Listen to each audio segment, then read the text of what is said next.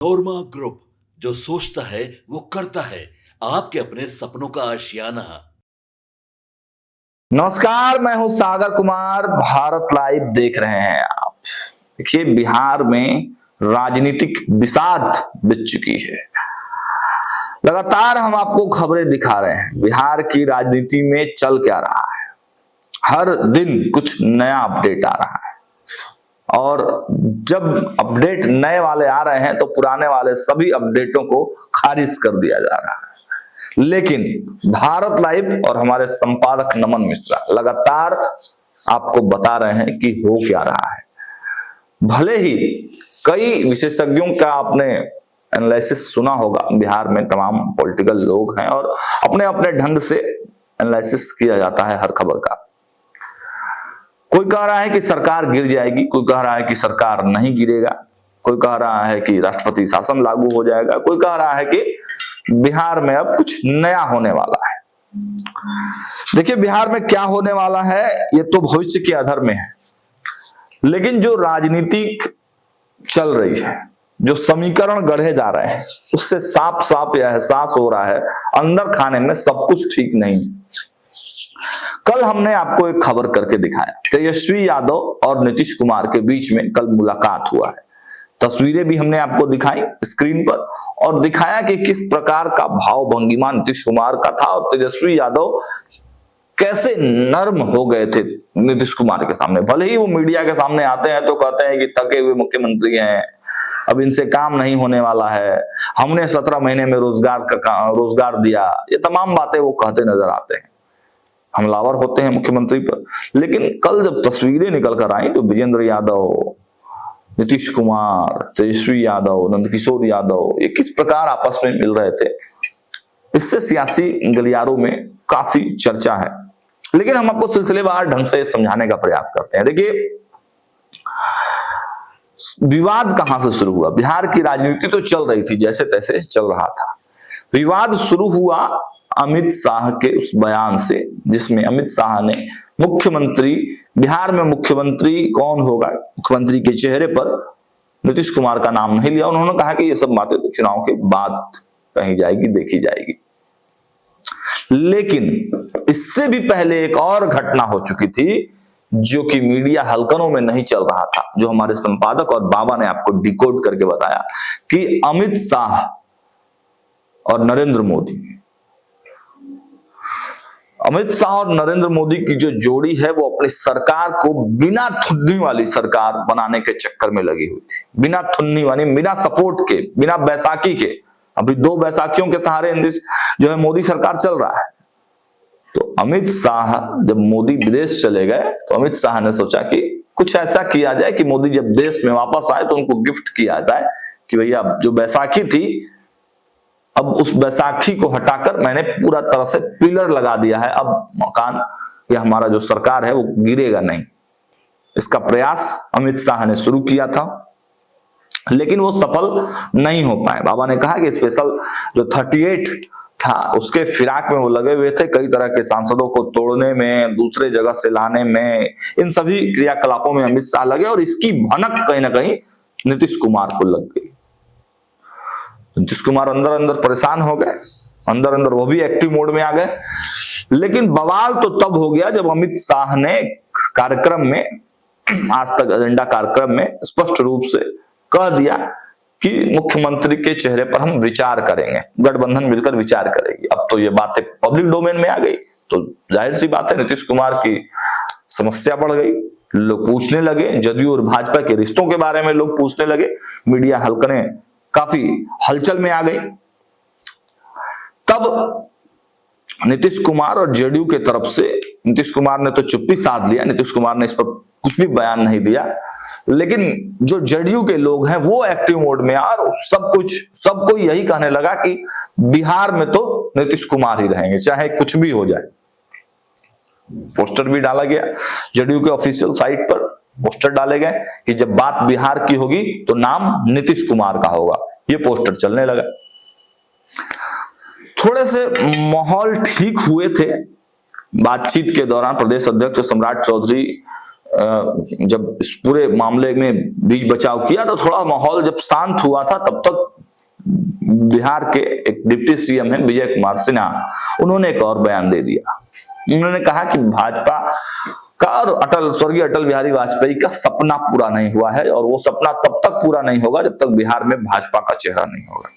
अब इस पर भी पूरा विवाद हो गया, इस पर भी मुख्यमंत्री गर्म हो गए, लेकिन मुख्यमंत्री ने मुंह नहीं खोला, मुख्यमंत्री ने चुप्पी साध रखा। हालांकि जदयू की तरफ से तमाम तरह की प्रतिक्रियाएं हुई, भाजपा के प्रदेश अध्यक्ष ने भी बयान दिया कि नहीं, मुख्यमंत्री हमारे नीतीश कुमार ही और उन्हीं के नेतृत्व में चुनाव लड़ा जाएगा। उसके बाद आपने देखा कि कोर कमेटियों की बैठक शुरू हो गई, तमाम दिल्ली में भी कोर कमेटी की बैठक हुई, बिहार में भी कोर कमेटी की बैठक हुई। ये सब प्रक्रिया लगातार हम आपको दिखा रहे हैं, कोई नई बात नहीं है। लेकिन सवाल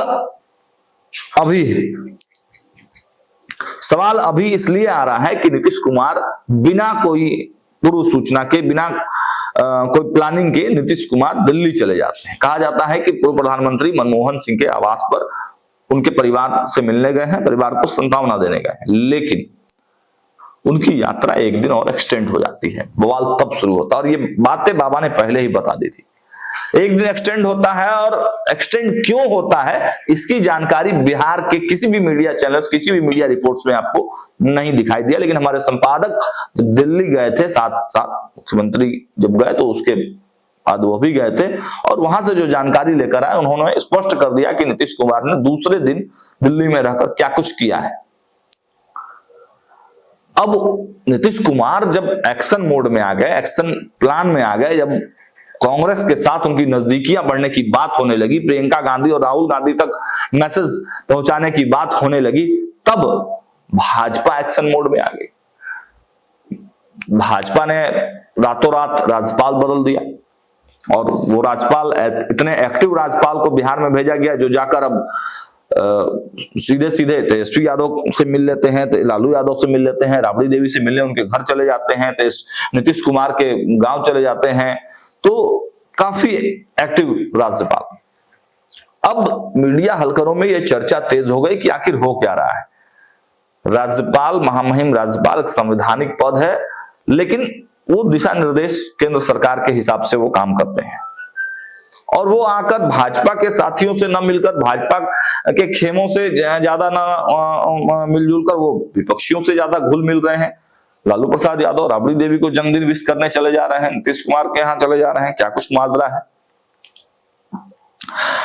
इन सब से अगर पर्दा उठाने की बात कही जाए तो भारत लाइव लगातार आपको बता रहा है कि नीतीश कुमार जो है एक ऐसे गेम करने में लग गए हैं कि अब वो कांग्रेस के टच में जाने का दिखावा कर रहे हैं।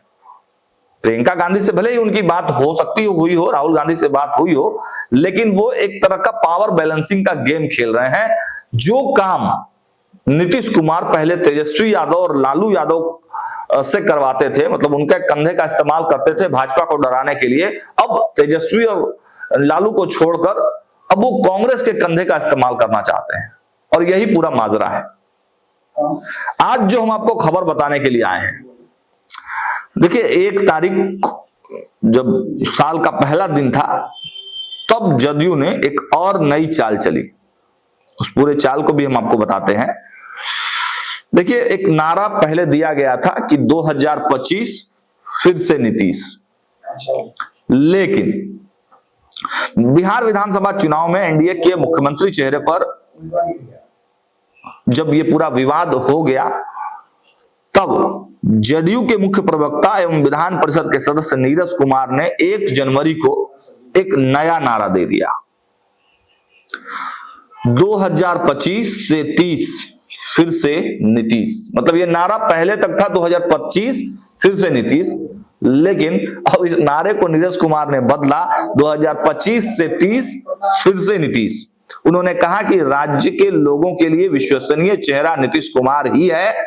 नया नारा का निहितार्थ यह बताया जा रहा है कि 2030 के विधानसभा चुनाव में भी नीतीश कुमार ही मुख्य चेहरा होंगे।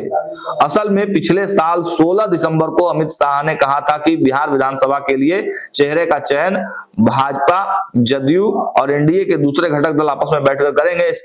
इसकी जदयू कतारों में प्रतिकूल प्रतिक्रिया हुई। हालांकि अमित शाह को छोड़ दे तो भाजपा के कई प्रदेश स्तरीय नेताओं ने कई बार दोहराया कि एनडीए का जो चेहरा है बिहार में वो मुख्यमंत्री नीतीश कुमार ही हैं। लेकिन नीरज कुमार ने 1 तारीख को यह घोषणा कर दिया कि 2025 से 30 फिर से नीतीश। अब फिर इस नारे का मतलब क्या है? क्या भाजपा और नीतीश कुमार के बीच में जो नाराजगियां चल रही थी उसको क्या मना लिया गया है, या फिर नीतीश कुमार राहुल गांधी के साथ मिलकर कोई नई समीकरण पर काम कर रहे हैं? क्योंकि इसमें एनडीए के बारे में नहीं कहा गया, भाजपा के बारे में नहीं कहा गया है।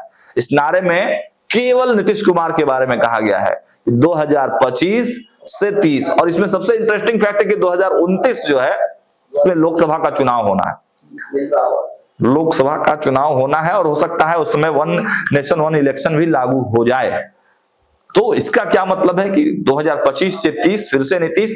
और एक इंटरेस्टिंग बात मैं आप लोगों को बताता हूं कि देखिए, सीएम आवास में 1 तारीख को मुख्यमंत्री नीतीश कुमार बाहर आए थे और अपने लोगों से मिल रहे थे, कार्यकर्ताओं से मिल रहे थे, आम जनता से भी मुलाकात उनकी एक तरफ से कहे तो हो रही थी। भीड़ काफी था और उस हलकने में एक नारा लगा, नीतीश कुमार जिंदाबाद, नीतीश कुमार जिंदाबाद। ये तो नारे लग ही रहे थे, लेकिन एक नारा जो लगा उसकी चर्चा खूब हो रही है।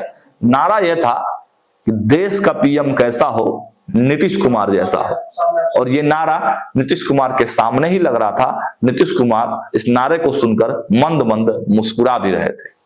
तो आखिर इन सभी चीजों का मतलब क्या है, यह भारत लाइव के दर्शक हैं, आप सब समझते हैं। और इस खबर को हम विस्तार से आपको बताएंगे, डिकोड करके बताएंगे कि इन सब परिस्थितियों के मायने क्या है। लेकिन फिलहाल तो यही है कि जदयू ने मास्टर स्ट्रोक चल दिया है। भले ही कांग्रेस के बड़े दिग्गजों से उनकी बातचीत हुई हो और ये बताया जा रहा हो कि मुख्यमंत्री नीतीश कुमार और कांग्रेस के बीच में नजदीकियां बढ़ रही हैं, लेकिन फिलहाल ये घटनाक्रम बहुत ही स्लोली चल रहा है।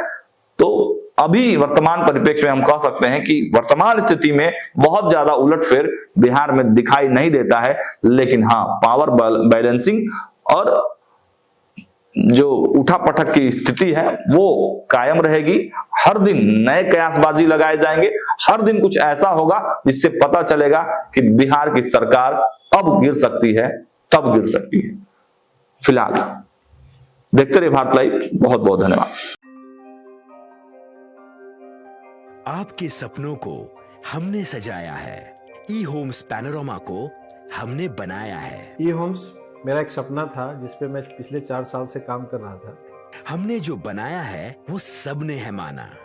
ई होम्स पैनोरमा में हो आपका भी आशियाना। और फाइनली हमने 2021 में इस प्रोजेक्ट को लॉन्च किया। बहुत लोग अप्रिशिएट कर रहे हैं कि पूर्णिया जैसे शहर में, बिहार के, एक तो बिहार की बात करें उसमें भी पूर्णिया जैसे छोटे जगह में इस तरह का लाइफस्टाइल देना, ये सुन के हम लोगों को बहुत अच्छा लगता है। ई होम्स में हमने कुछ और भी किया है, जैसे हम जिस जगह में रह रहे हैं हमारे फैमिली सिक्योर हो, उनको सिक्योरिटी का ध्यान में रखा है। आपकी सुविधा और सुरक्षा आपके लिए खास है, ये आपका विश्वास है। इसमें आर्टिफिशियल इंटेलिजेंस का 7 लेयर सिक्योरिटी का हमने इस्तेमाल किया है। लस ग्रीन कैंपस को बनाया है। यदि हमारा बाउंड्री वाल है तो वो वर्टिकल गार्डन है। ये जितनी भी फैसिलिटी होता है एक इंटरनेशनल टाउनशिप में ई होम्स है, ये हम लोग विश्वास नहीं कर पा रहे हैं। जो भी हमारे मित्र दोस्त या जो भी हमारे बाहर के बाहर आते हैं तो हम लोगों को बहुत अच्छा सुनने को मिलता है और बहुत अच्छा क्रेडिट मिल रहा है। वो सारा हमने सिर्फ एक बिल्डिंग नहीं बनाया, हमें एक बहुत अच्छा लाइफस्टाइल दिया ई होम्स में। और मेरा एक सपना था जिसको मैं आज फुलफिल होते हुए देख पा रहा हूँ। ये आपका आवास है। ई होम्स पैनोरमा में अब आपका निवास है। E homes panorama, luxurious lifestyle redefined. Panorama group, जो सोचता है वो करता है। अगर ये वीडियो पसंद आई और वह बिहार के राजनीति और बिहारियत से सरोकार रखेनी तो सब्सक्राइब बटन दबा के चैनल के सब्सक्राइब कर ली। ओजे एगो घंटी बा, ओकरा बटन दबा देला से कुल सटीक और मारक खबर रुआ मुफ्त में मिल जाई। अगर रुआ पत्रकारिता के हमनी के नया प्रयोग में सहयोग कर चाहतानी तो ज्वाइन बटन दबा दी। पेटीएम नंबर नोट कर ली 938681